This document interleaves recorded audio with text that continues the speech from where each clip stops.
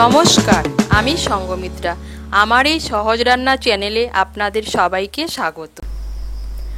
আজ আমি রান্না করছি আমার মায়ের হাতের তৈরি কাঁঠাল বীজ বা কাঁঠাল দানা দিয়ে কুমড়ো শাকের চচ্চড়ি। আপনারা খুব সহজে বাড়িতে বানিয়ে নিতে পারেন এই রেসিপিটি।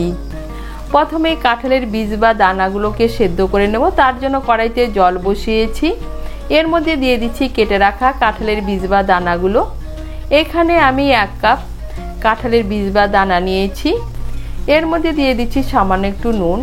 নুনটাকে মিশিয়ে নিয়ে 2 মিনিটের জন্য ঢেকে দেব।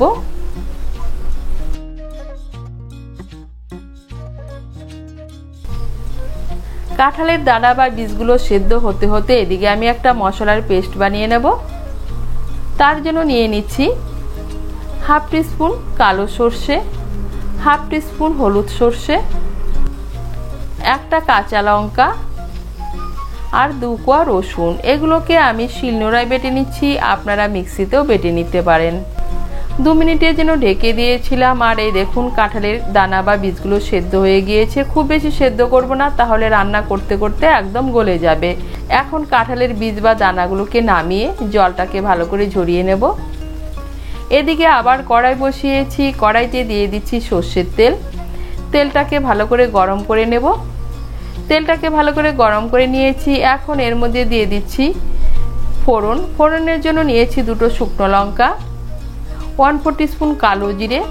ফোড়নটা দিয়ে একটু নাড়াচাড়া করে নিয়ে এর মধ্যে দিয়ে দিচ্ছি কেটে রাখা কুমড়ো শাক। এখানে আমি 1 আঁটি কুমড়ো শাক নিয়েছি। শাকটাকে কেটে বেছে পরিষ্কার করে ভালো করে ধুয়ে নিয়েছি। কুমড়ো শাকটাকে ভালো করে মিশিয়ে নেব। মিশিয়ে নিয়ে গ্যাসের আঁচটাকে মিডিয়াম করে 1-2 মিনিটের জন্য ঢেকে দেব।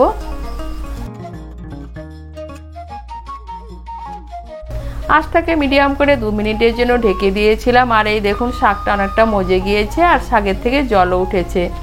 এখন একটু নাড়াচাড়া করে নিয়ে এর মধ্যে দিয়ে দিচ্ছি সেদ্ধ করে রাখা কাঁঠালের বীজ বা দানাগুলো।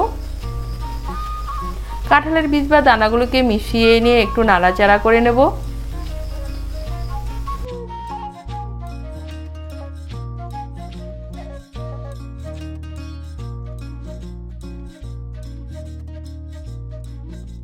কাঁঠালের বীজগুলোকে শাকের সঙ্গে মিশিয়ে নিয়ে একটু নাড়াচাড়া করে নিয়েছি। এখন এর মধ্যে দিয়ে দিচ্ছি স্বাদ মতো নুন আর 1/2 টিস্পুন হলুদ গুঁড়ো। নুন আর হলুদ গুঁড়োটা মিশিয়ে নিয়ে একটু নাড়াচাড়া করে নেব। নুন আর হলুদ গুঁড়োটা মিশিয়ে নিয়ে একটু নাড়াচাড়া করে নিয়েছি। এখন এর মধ্যে দিয়ে দিচ্ছি সর্ষে, রসুন আর কাঁচা লঙ্কা দিয়ে যে পেস্টটা বানিয়ে নিয়েছি সেই পেস্ট। দিয়ে দিচ্ছি মশলার বাটিটা ধুয়ে 1/2 বাটি জল। ভালো করে মিশিয়ে নেব। মিশিয়ে নিয়ে গ্যাসের আঁচটাকে মিডিয়াম করে আবার 2 মিনিটের জন্য ঢেকে দেব।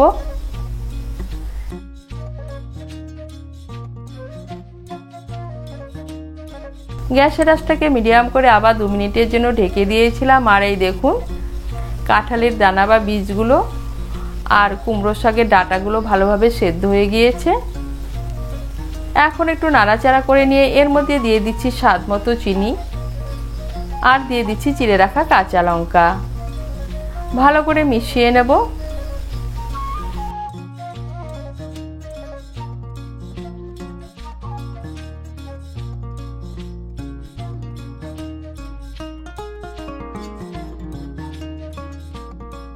চিনি আর কাঁচা লঙ্কাটাকে মিশিয়ে নিয়ে আরো 1 মিনিটের মতো রান্না করে নিয়েছি। এখন এর মধ্যে দিয়ে দিচ্ছি 1 চামচ কাঁচা সর্ষের তেল।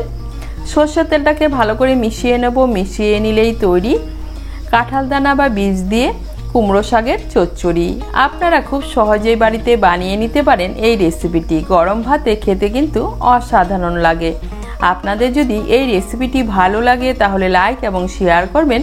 আর রেসিপিটি কেমন হয়েছে কমেন্ট করে জানাবেন। আরও নতুন নতুন রেসিপি পাওয়ার জন্য চ্যানেলটিকে সাবস্ক্রাইব করে পাশে থাকবেন। ধন্যবাদ।